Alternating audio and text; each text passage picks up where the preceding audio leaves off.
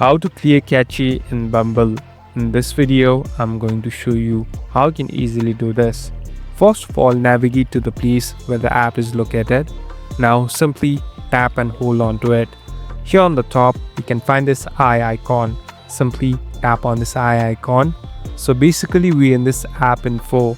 In other mobile devices, you can directly go to settings and open app info. Here on the right bottom, tap on clear data.